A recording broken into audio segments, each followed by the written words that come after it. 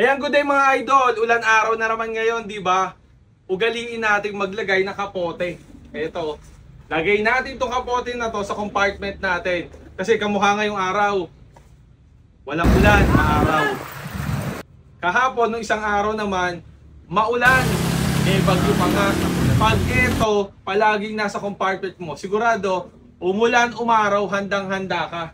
Ito yung binebenta namin ngayon. Alam niyo kung bakit? Mula sa pantaas.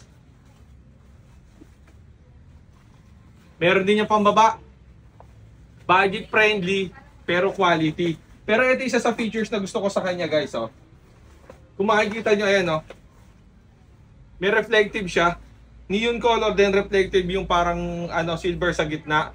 Yung ibig sabihin nun, umulan man kahit gabi, malakas man ang ulan, visible na visible kayo.